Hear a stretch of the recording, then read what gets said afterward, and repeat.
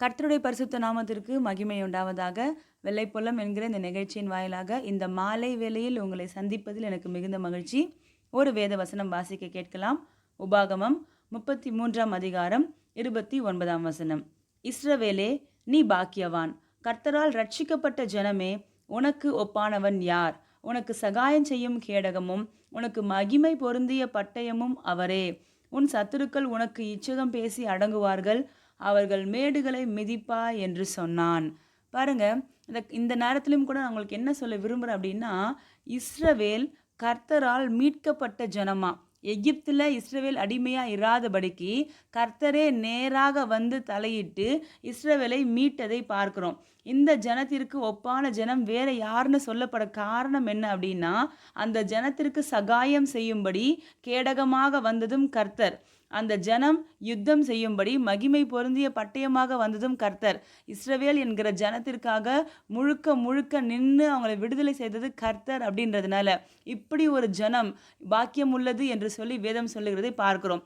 இதுதான் அவருடைய ஜனங்களுக்கான சுதந்திரம். இந்த நாளிலும் கூட கர்த்தரால் மீட்கப்பட்ட ஜனங்களாக இஸ்ரவேலர்கள் மட்டும் கிடையாது, இந்த வார்த்தையை கேட்டுக்கொண்டிருக்கிற ஆண்டவராகிய இயேசு கிறிஸ்துவை தங்கள் சொந்த இரட்சகராக, தங்கள் வாழ்க்கையின் மீட்பராக ஏற்றுக்கொண்டிருக்கிற ஒவ்வொருத்தருமே கர்த்தரால் ரட்சிக்கப்பட்ட ஜனம்தான். அப்போ நம்ம ஒவ்வொருத்தரையும் குறித்து சொல்லப்பட்ட வார்த்தை என்ன தெரியுங்களா? கர்த்தரால் ரட்சிக்கப்பட்ட ஜனமே, உனக்கு ஒப்பானவன் யார்? பாருங்க, நம்ம நிறைய சமயங்களில் நம்மளே ரொம்ப தரக்குறைவாக எண்ணிக்கொள்ளுகிறோம். ஐயோ, எனக்கு யாருமே கிடையாது, நான் என்ன செய்வேன், நான் என்னுடைய குடும்ப பின்னாடி ரொம்ப சின்னது, என்னுடைய சம்பாத்தியம் ரொம்ப சின்னது, இப்படி நம்மளையே ரொம்ப குறைச்சி யோசித்துக்கிறோம் பாருங்களேன். ஆனால் கர்த்தர் நம்மை குறித்து என்ன எழுதி வைத்திருக்கிறார் தெரியுங்களா? நீங்கள் இயேசுவை சொந்த இரட்சகராக ஏற்றுக்கொண்ட ஜனமாக இருப்பீர்களானால் உங்களை குறித்தும் என்னை குறித்தும் சொல்லப்பட்ட வார்த்தை இதுதான். கர்த்தரால் ரட்சிக்கப்பட்ட ஜனமே, உனக்கு ஒப்பானவன் யார்? பாருங்க, இதே போல உங்களுக்கு ஒப்பானவர் யாருன்னு சொல்லி தேவனை குறித்து பாடப்பட்டிருக்கு. கர்த்தாவே, தேவர்களில் உமக்கு ஒப்பானவர் யார் அப்படின்னு சொல்லி. அதே போல தேவ பிள்ளைகளாகிய நம்மை குறித்து சொல்லப்பட்டிருக்கு, கர்த்தரால் ரட்சிக்கப்பட்ட ஜனமே, உனக்கு ஒப்பானவன் யார் அப்படின்னு சொல்லி. அப்படின்னா நமக்கு ஒப்பானவங்க யாருமே இல்லை. காரணம், நமக்கு ஏதாவது ஒன்றுனா அந்த பிரச்சனையிலேருந்து நம்மளை விடுதலை செய்யும்படி சேனைகளின் தேவனாகிய கர்த்தர் தாமே நடுவில் கடந்து வந்து அவரே மகிமை பொருந்திய பட்டயமாக இருந்து நம்மை விடுவிப்பார்.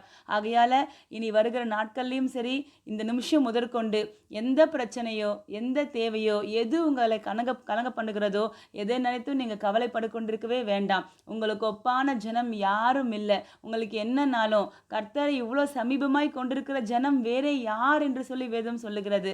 அப்பா பிதாவேன்னு அவரை கூப்பிடுற அளவுக்கு ரொம்ப சமீபமாக அவரை பெற்றிருக்கிறோம். நம்ம யாருன்ற பலத்தை நம்ம புரிந்து கொண்டோம் அப்படின்னா கர்த்தருக்காக நம்ம செய்கிற காரியங்கள் ரொம்ப பெருசாக இருக்கும். இனி எதை குறித்தும் கவலைப்படாமல் நீங்கள் யார் என்கிறதை புரிந்து கொண்டு கர்த்தருக்காக செயல்படுங்க. நம்ம ஜெபிக்கலாம். பரலோக தகப்பனே, ராஜாவை ஸ்தோத்திரிக்கிறோம், உமக்கு நன்றி செலுத்துகிறோம்.